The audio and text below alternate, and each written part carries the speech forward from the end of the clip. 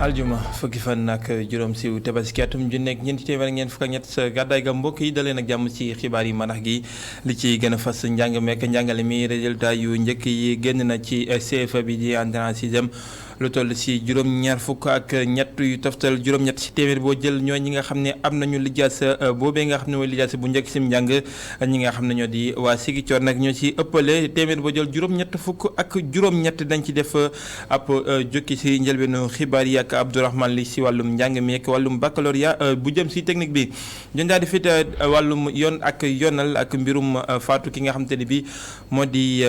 François Mancabou mi nga xam ne faatu na ci kaso yi waa Amnesty International Ligue sénégalaise des droits humains ak RADDHO di wéy di sàkku ñu bipp l'enquête ba leerlu ci li nga xam ne moo ko faat dëgg du moom nag mu njëkk faatu si kaso yi dinañ ñu si defal ab gëstu Pape Ibrahima Ndiaye ci biir xibaar yi laata ñu wëlbatiku nag si tàggat yaram Youssouf Dabo mi nga xamante ni bii moom mooy entraîneur bu yes bu Jaraaf waxtaan bu yaatu woo xam ne seq na ko Sékou Seydi moom technicien ñeent fukki at ak ñaar bi del si waat na nag si jubluwaay yi nga xam ne am na kooku Jaraaf mi nga xam ne moo war a teewal réewum Sénégal si li nga xam ne moo di coupe CAF bi dina daal di del si waat nu mu gën a yaatoo ci njeextalu xibaar yi mbokk yi li mooy li gën a fas bi la jotaayu xibaar nees gis ñu def si faram fàcce.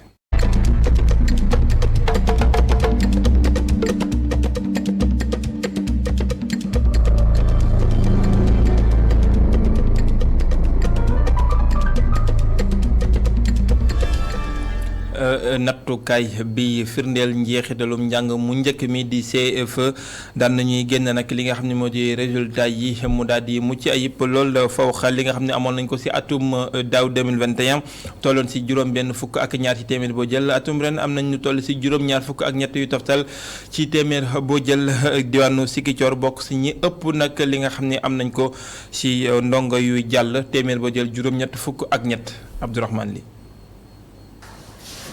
en attendant ñuy xam résultat yi tukkee ci bac bi mbaa sax si BFM bi yi nga xamante ni tukkee na ci certificat de fin d'études élémentaires yi daanaka fësal nañu ko taux d'admission yi toll ci réew mi yëpp ci téeméer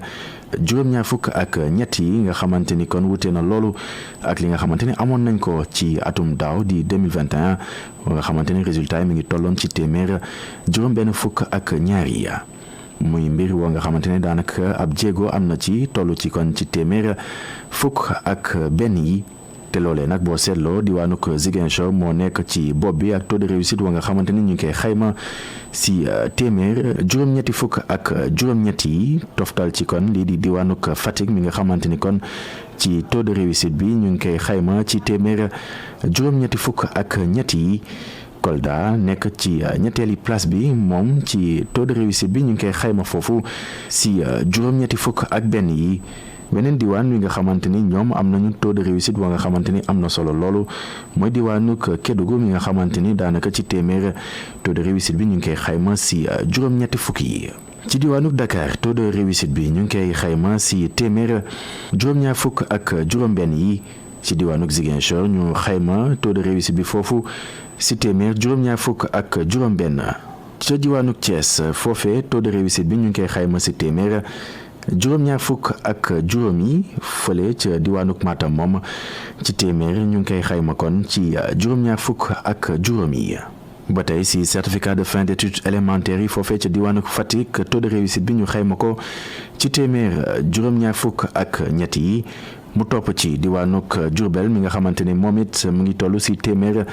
juróom-ñaar fukk ak ñett yi ca Louga it ñu xayma taux de réussite bu CFEE bi ba tey ci téeméer juróom-ñaar fukk ak ñaar yi ca académie ba nekkee ca Pikine Guédiawaye résultat yi fa tukkee mu ngi toll si téeméer juróom-ñaar fukk yi ca Kaolack nag ñu koy xayma ci téeméer juróom-benn fukk ak juróom-ñett ca Rufisque résultat yi foofee ñu koy xayma ci téeméer juróom benn fukk ak juróom-ñaar yi fi nga xamante ne nag foofee la résultat yi gën a daanu nag ñu ngi koy xayma foofee ca diwaanuk Tambacounda nga xamante ni ci téeméer ñu ngi koy xayma ci juróom benn fukk ak ñaar yi ca diwaanuk Sédhiou naka noonu foofee résultat yi ñu ngi koy xayma ci téeméer juróom benn fukk ak ñaar yi muy ay résultats yu am solo si gëtuk ki nga xamante ni mooy jëwriñ ñu dénk wàllum njàng mbeeg njàngale mi muy woo képp ki nga xamante ni am nga wàll ci wàllum njàng mbeeg njàngale mi nga gën a wéyal sa liggéey ngir bu ko defee résultat bac yeeg BFEM mi mën a méngoo ak résultats yi nga xamante ni tukkee na ci certificat de fin d'études élémentaires yi ngir kon ñu wéyal li nga xamante ni mooy gis-gisam wala bëgg-bëggam ci wàllum njàng mbeeg njàngale mi muy l'école wa nga xamante ni ñëpp see gis seen bopp. jaajëfal ko Abdourahmane li ci jukki boobee nga xam ne defal nañu ko ci résultat bu CFEE yi ñu wax ci lan di wàllum yoon ak yoonal xibaar bi nga xam te ni bi ayu bés bi yëpp daanaka moom la ñuy gën di topp di faatuk François Mancabou duguleet nag muy am ci kaso yi réewum Sénégal lu ko ñu fa teewoon mu ñàkk bakkan goo xamante ni bi ñaari dinañ ci ubbi ñu ne ab l'enquête waaye nag day mel ni mbir yi fa muy mujjee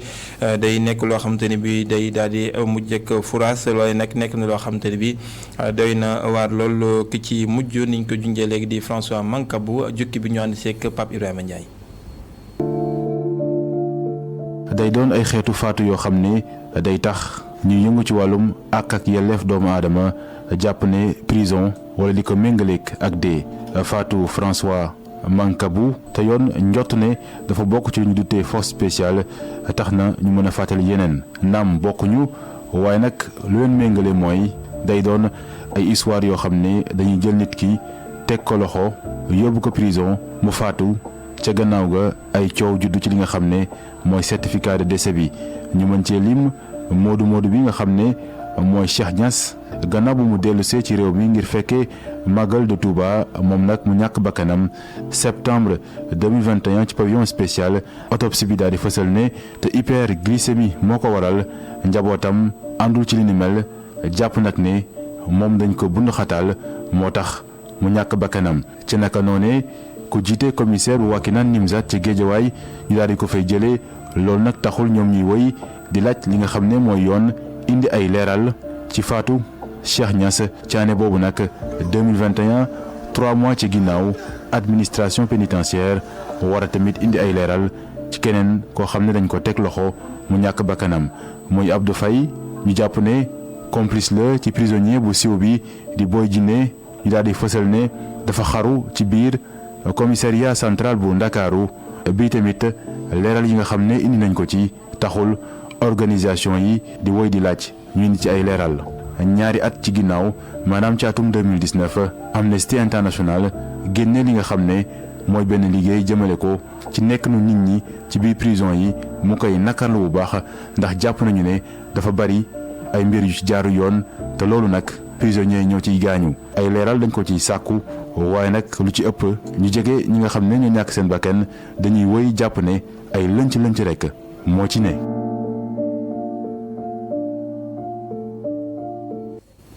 Pape Ibrahima Ndiaye lu jëm ci faatuk François Mancabou moom ñi nga xamante ni bi ñooy sàmm ak yelleefu doomi aadama Ligue sénégalaise des droits humains Amnesty bu Sénégal ak RADDHO li nga xam ne moom la ñuy wéy di sàkku moo di ab l'enquête boo xam ne dañ ko daal di ubbi lu yàggatul dara daal di sëgg si li nga xam ne tuuma la ne dañ ko daal di bu ndoxatal ba mu daal di faatu waaye tamit ñu daal di saytu ab néew maanaam def autopsie ngir mën a leeral askan wi dëgg lan moo ko daal di faat. ñu wax ci leen di waajtaayub campagne waajtaayub élection yi ak campagne bi nga xam ne dugg nañu ci campagne bi nga xam ne nag moo jëm si palub ndaw yi réew mi ñi nga xam ne ñoo di société civile bi nag daal nañuy ñoom it wàcc li nga xam ne moo di jongante yooyee waa GRADEC bëgg yóbbu ci juróomi gox ci réewum Sénégal ñi nga xam ne ñoo di ay moniteur yoo xam ne ñooy saytu mbir yi fukki fan ak juróom dox suñu digganteek yooyu lay jongante ba Babacar Fall mooy secrétaire général bu GRADEC ñu teewlu ay kàddoom ak leeralam ci micro Seydina Mbaye ak Amadou Bari. tey li nga xam ne donc moo ñu fi dajale mooy tàggat ay ndaw yoo xam ne nii ñu ngi leen jëlee ci maanaam juróomi région yoo xam ne nii ñun moom la ñu jàpp ne mooy le bassin électoral stratégique muy tey région de Dakar xam ne Dakar tey juróomi département la région de Thiès région de Diourbel xam ne donc dafa ëmb département bu mel ni Mbacké Touba nga xam ne bu am solo la ak région de Saint-Louis ak région de Ziguinchor juróomi région yooyu boo leen boole ci wàllu maanaam lim bi fay voté dinañu nekk maanaam 62% maanaam téeméer boo jël dina nekk juróom-benn fukk ak ñaar kon nag dafa am solo région yooyu ñu bàyyi ci xel loolu moo tax ñun ñu décidé donc dañuy def maanaam ci cadre suñu projet bi benn maanaam disons dispositif boo xam ne dafay am ñaari ponk benn ponk bu njëkk bi mooy tey dañuy lancer benn dispositif de monitoring de la violence maanaam ñoo xam ne dañ leen di maanaam yóbbu ci gox yooyu lépp loo xam ne am na fa ci wàllu violence ay wàllu jafe-jafe ay wàllu xeex ak yu demee noonu ñu koy jël di ko numutati donc relever di ko yéegal ci dispositif bi nga xam ne dinañ ko teg au niveau central dina am ñoo xam ne seen liggéey mooy di analyser loolu bu ko defee ñu xool ban taxawaay lañ ci war a taxaw dispositif bi donc ñaareelu ponk bi mooy bisu élection yi dinañu am lu ñuy wax plateforme de veille électorale am ay observateurs yoo xam ne dañ leen di envoyé ci 5 régions yooyu bu ko defee ñoom ñuy wër aussi lépp loo xam ne ci bisu vote bi am na ci rëx-rëx muy dysfonctionnement yu am wala ay violence ay xeex ak xuloo ñoom aussi dañ koy remonter ñu analyser ko loolu yëpp nañ ci lëkkaloo ak autorités yi nga xam ne ñoom ñoo yore dogal ñu mel ni police ak gendarmerie ak kilifa yi ci kaw pour que lépp loo xam ne am na ñun ñu saytu ko gis ne lii kat jëye la wala mën na jur jëye ñu teel cee taxaw pour jëm ko gàntal. lu jëm ci koom-koom ak lëkkaloo gi war ci jokkaloo ci wàllum dem ak dëkk gi ci jaww ji ngeen njaay mu gën a bënn ci dendu Afrique li nga xam ne moo di marché unique boobee nga xam ne moom la ñu yitte woon ak ba léegi doxalin we dafa daal di tagga témbe am na ay dëkk yoo xam ne ànduñu ci réewum Sénégal bokk na ci ñi nga xam te ne bi ñoo ko mbëbëte ànd nañ ci buñ sukkandikoo ci directeur général boo ANACIM Sidi Gueye del siwaat ci ndaje li nga xam te ne bi amal nañu ko di fanweer ak ñeenteelu lël bi nga xam ne dañ koy daal di amal nag ak seek ñi nga xam ñoo lay commission africaine bu aviation civile sa diwaanu Saly la ñu amee woon ndaje li ñu ànd seek Mountaga Kane. Sénégal mu ngi wone kontaanteem ci li ñu war a taxawal marché unique wàllu aviation civile ci Afrique. loolu day tax ba nga xamante ne ni compagnie aérienne yi daañu mën a liggéey ak lu toll ci junni doomu aadama. c'est un marché la boo xam ne mën na fexe ba compagnie aérienne yëpp mën a liggéey ak 1 milliard ci ay doomu aadama lu am solo la. Sénégal moo ngi jàppale xalaat bile nga xam ne réewi Afrique yëpp war nañu see mën a bokk ngir marché bi nga xamante ni bennoo la ci biir Afrique jëm ci lépp lu aju ci wàllu dem ak dikk ci jaww ji. waaye nag li ëpp ci ay réewi Afrique bëgguñu caa bokk ndax yaakaar nañ ne loolu day yàqal seeni réew. marché unique bi moom c'est li tax mu xaw a tuuti am gàllankoor c'est que peut-être si yenn dëkk yi dañuy xaw a ragal compétition wala concurrence loolu ko ma war mais loolu du dara loolu yëpp c'est lu normal la c'est normal que su amee lu ñëw rek nit ñi xaw a am tuuti réticence mais ñu ngi seetlu ne ki de plus en plus yeneen dëkk yu bëri ñu ngi adhéré et loolu moom ñu ngi koy rafetlu. kilifa yi nga xamante ni ñoo nekk ci ANOCI profité nañu ci ndaje bile ngir wone li Sénégal def ci wàllu aéroport. directeur général bu ANOCI lim na ci lu bari lu mel ni inauguration bu aéroport bu Ndar certification bu Cap Skirring bi ñuy nam ma def ak tabax bi ñu war a tabax benn centre de maintenance ak école bu aviation bi nga xamante ni ñu ngi ci di ko liggéey bi mujj mooy compagnie aérienne bu Sénégal bu bees. jaajëfal ko Mountaga Kane foofu ci diwaanu Mbour ñu wax ci leneen di bisub fukki fan ak ñeent ci weeru sulet xam nañu ne taarix la foofu ci réewum France waral nag ki leen teewal fii ci réewum Sénégal di ambassadeur bi na di amal nag bëccëg boobee ci teewaayu ay doomi France yu dund fii ci Sénégal waaye tamit ay doomi réewum Sénégal yoo xam ne day jëflante ak réewum France ak réewum Sénégal lu koy gën a rataxal itteel na bu baax a baax ndawal France fii ci réewum Sénégal ñu dellu siwaat ci bis bi ni kiy démb ànd seeg Younouss Gueye. ci jardin bi la ambassade bu France dalal ay ganam ak i doomam ngir màggal bésub 14 juillet di bés bu màgg ci taarixu réewu France. ay xar kanam yu leer ñu mën ko nemmeeku ci jotaay wi waaye it ay saafonte ci diggante ñi nga xam ne ñooy liggéey ak réewu France jotaay wi doon it ab parax ndoll ci nga xam ne mooy ambassade bu France nekk fi ci Sénégal ngir jëmbalaat taxawaayu gouvernement France ci jafe-jafe yi nga xam ne moom la àdduna bi yëpp di dund fi mu ne. Ce partenariat euro-africain constitue. suñu lëkkaloog réewu Afrique yi rawatina Sénégal lu am solo la rawatina jamono ji nga xam ne at bu jot ab mbas bu yees am ci àddina moo tax ñu war ko gën a dooleel ci wàllum koom-koom waaye it ci fànn bu ne. que collective et partagée. ki nga xam ne mu yëkkati ak kàddu ci turu njiiti réew wi moom it rafetlu diggante wi nga xam ne diggante wu ratax la dox ci France ak Sénégal. Excellence, Monsieur l'ambassadeur, je me réjouis cet après-midi. Excellence maa ngi jël kàddu ci turu chef de l'État waaye it ci turu gouvernement bu Sénégal ci bés bu am solo bu màgg bi nga xam ne mooy 14 juillet di bés boo xam ne dañu màggal valeur yu am solo yi nga xam ne daanaka dañ ko bokk muy démocratie di fraternité liberté muy valeur yoo xam ne Sénégal ak France dañ ko bokk di rafetlu it liggéey yi nga xam ne ñu ngi koy séq ak gouvernement bu France ci fànn yu ne ngir gën a dooleel économie Sénégal rawatina économie Afrique. La liberté, la fraternité et le respect des droits de l'homme. Ambassade de France ci bés bu màgg bi ci taarixu France tijji na ay buntam ay xaritam ak i doomam ak i partenaires yi nga xam ne ñoom lay séq liggéey ci wàllum éducation wala culture ngir màggal bés bi de 14 juillet di bés boo xam ne bés bu am solo la ci taarixu réew mi di France. dem ak dikk gi ci réewum Sénégal gën a yeesal bus yi nga xamante ne bi ñoo aju ci aftu googee xaatimoon na nag ak lu toll ci ñetti banque yoo xam ne ñoom ñëpp ci réew mi la ñu daal di fekk baax di FBN banque ak IRA banque ak bi nga xam ne moo di BDK di banque bu Ndakaaru ñaar fukki milliards ak juróom yoo xam ne génn nañ ko ci ngir dugal ko ci yeesal ko wote yi ñu del ci waat ci xaatimoo gi Khadija Ndat Diouf ak Seydina Mbaye. aftu bëgg andi ay coppite ci wàllum transport ba tax na financement bi toll ci $250 milliards ci suñuy koppar Thierno Birahim Aw mi di njiital CETUD taxawaloon fi tamit kii di ministre du transport xamle na ni bile financement nar na andi ay coppite yu rëy. ci programme bi tamit mooy fexe ba tooke yi nga xam ne nii oto yi ñu ngi koy def ci biir Dakar ñu wàññi ko bu baax te ci biir loolu même bu ñu nekkee euro 2 euro 3 moo gën tamit oto yi nga xam ne daw na 30 ba 40 ans. président association transporteurs yi nag di aftu li mu xamle rek bokk na ci bile financement dina tax ñu daal di fiy jëlee oto yu yàgg yi yeneen yu yees mun a ñëw. état moom mu joon ne benn bataaxal ne ma bus yi jëkkoon na ñëw nañ leen changé boo ko xoolee muy 950 bus mooy yi nga xam ne gis nga leen ñu màggat noonu yooyu la ñu war a changé 2022 2023 mooy 25 milliards yi boo xoolee bus bu ne boo xoolee njëgam boo ko calculé ci 900 bus day nekk 25 milliards banques yi sax 49 milliards la ñu proposé woon mais déjà comme li ñu soxla ñun 25 milliards a tolloon ñoom 3 banques yi ngeen di gis ñu nekk benn syndicat dajaloo pour financer ko.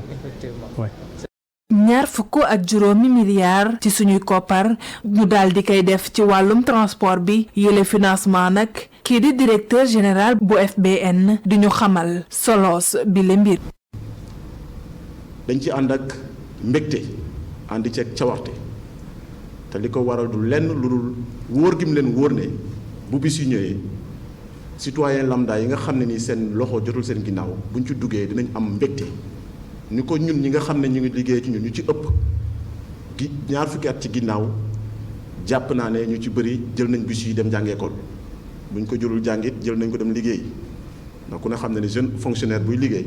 kopparam xam naa ne du ko may mu ñëw commencé ci premier mois wala 2 mois mu dem jëndi oto ñu ci bëri bus yi moo leen transporté ba tal ba léegi it mi ngi am loolu moom sikkiwul. ñett banque booloo ngir andi ay coppite ci wàllum dem beeg dikk bi ay fonds yu toll ci $250 milliards ñu daal di koy jox ñii di waa aftu lépp rekk ngir mën a yeesalaat secteur bi. lu toll ci $3 milliards ngir ñëpp mën a jotandi ci télévision nu mu gën a ñoŋi dëppoo xarala yu yees yi di TNT ngir lu toll ci it ay junni décodeur téeméer ak ñaar fukki junni yoo xam ne war nañ koo yaatal ci réew mi gox bu nekk war a jot ju nekk juróomi téeméer daan nañ koy tàmbali seddale gën ak ci diwaanu Cambérène ci taxawaay jëriñ jor wàllum télécommunication ak économie numérique di Yankhoba Diattara ñu dellu si waat ci ndaje li ñu doon joxe askan wa yooyu la décodeur ak Khadija Ndat Diouf. $3 milliards ngir gunge askan wi ci xarale yu yees yi ci ndigalu njiitum réew mi jëwriñ bi jiite wàllum économie numérique ak télécommunication di Yankhoba Diattara joxe tey lu tolloog 1500 décodeurs TNT famille yi dëkkee ci Cambérène. dina am peut-être ci biir population bi njaboot yoo xam ni seen loxo du jot seen ginnaaw pour que su basculement bi amee qualité télévision yi ak qualité image yi nga xam ni soxla nañ ko peut-être du ñu am moyens yi nga xam ni moo ci war pour ñu jënd équipement yi ci war. président de la République joxe instruction ministère bi ñu yor mooy ministère économie numérique ak télécommunication ñu jaarale ko ci fonds de développement du service universel mu ni nañu yëkkati lu mot ñetti milliards jënd ci téeméeri junni ak ñaar fukk muy 120 000 décodeurs ñu jàppale ko population yi nga xam ni seen loxo jotul seen ginnaaw. li la doon ab initiative boo xam ne dañ ko nar a wéyal ci département bu Dakar. tey yàlla suturaal nañu ci Cambérène incha allahu rabbi junni ak juróomi téeméeru décodeur la ñuy joxe mooy junni ak juróomi téeméeru famille presque muy ñetti 15000 fukki junni ak juróomi population dinañ bénéficier wu tey ci li nga xam ni dinañ ko fi joxe mais mën naa ni loolu tàmbali la rek ndax sëriñ bi téeméeri junni ak ñaar fukki yi nga xam ni président de la république joxe na ko mën naa ni lu ëpp juróom fukki junni muy 50 000 yi département de Dakar lañ koy jox mais également président de la république ci yéeneen mais également ci politique gu inclusion sociale am dafa bëgg fu Sénégal nekk ci biir réew mi mu mën fa sentir mën naa ni loxo président de la république mën fa sentir loxo gouvernement bi. maire commune bu Cambérène di rafetlu bi le mbir.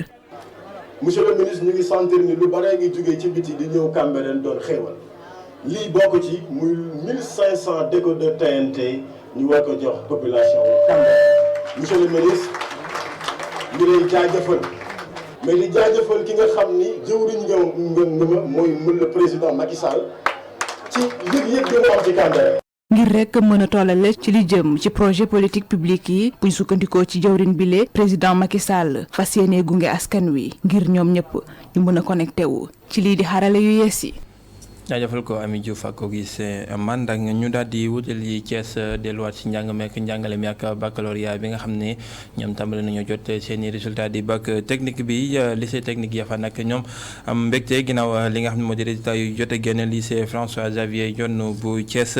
mel ni ñi nga xam ne ñooy saytu njàng ma rafet nañu li nga xamante ni bi jot nañ ko gis ni ren waaye tamit sax bëgg ubbeeku si yeneen xeetu njàng ñu dem ba Thiès fekk fa Isoa Sandr Sène li ñu duppee excellence la ñii di waa lycée technique François Xavier Dione bu Thiès taxaw bokk na ci li koy wone moo di résultat yi nga xam ne day jot nañ koo am ci bac technique bi. parce que boo xoolee ci T1 bi am nañu 84% de réussite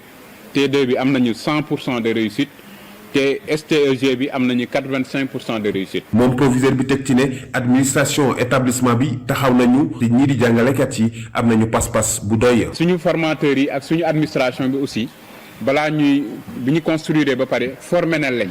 sur naka la ñuy defaree cours ci internet naka lañ koy defee ci internet bi naka la ñuy defee ay exercice naka la ñuy wanee étudiants yi ay travaux pratiques loolu yi def nañu formation bi lu yàggul. bi lee dara am na spécialité yu bëri waaye nag ñoom ñi ko ngànk de ñu ngay xalaat ubbiwaat yeneen i filière. donc ñëpp dañoo bëgg ñëw ci lycée bi donc ce qui fait que l'année prochaine mën nañu am sax ba 5000 étudiants ñu ne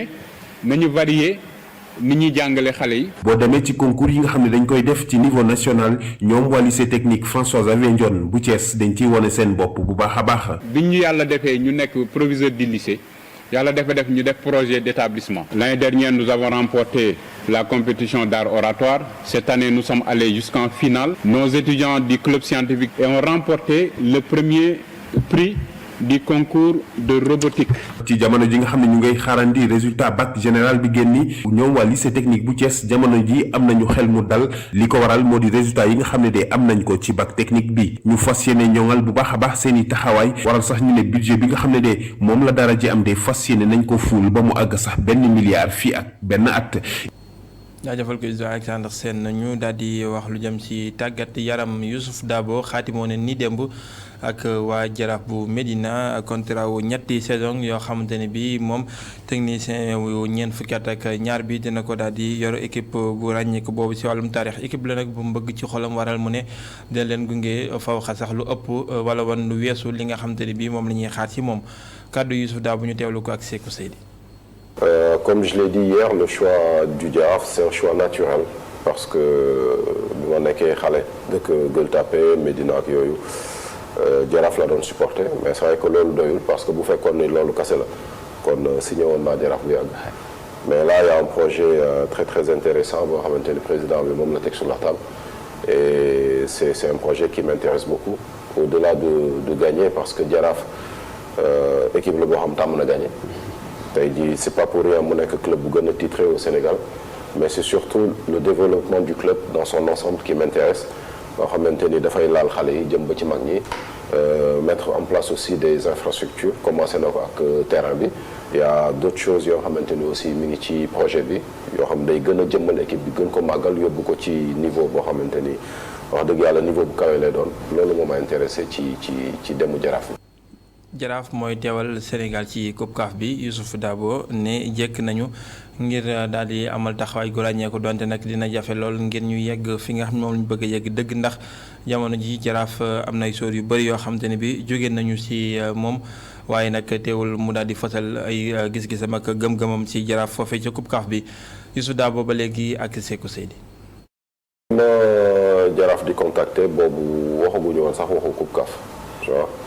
et yàlla def na ni après loolu dab nañu ci yoon bi dañ koy jël avec beaucoup de philosophie beaucoup d'humilité en restant ambitieux bien sûr sama situation administrative ça n'a pas trop changé parce que j'ai toujours le même diplôme diplôme mu CAF yi nga xamante ni moom la ñuy wax amaguma ko et le diplôme au-dessus de bi ma yore le diplôme européen aussi amaguma ko parce que boobu ça demande du temps pour le passer en tout cas en France il te faut 2 saisons yoo xamante ni il y a 80% de présentiel pour le moment loolu mënuma ko parce que maa ngi liggéey fii donc dafay compliqué mais comme ni ñu trouvé woon une solution avec Teungueth noonu la ñuy trouvé aussi une solution ak Jaraaf. mu ngoog ci kàddu Youssouf Dabo yooyu la ñuy yëkkatee jotaay bi la xibaar jaajëfal leen mbokki ci teewlu bi benn jotaayu xibaar 19h45 lay doon ci kàllaamay nasaraan ak Khalifa Diakhaté Neskis la total di wéy ak Abdourahmane Ly xibaar yi di wéy ci www.emedia.sn jërë ngeen jëf.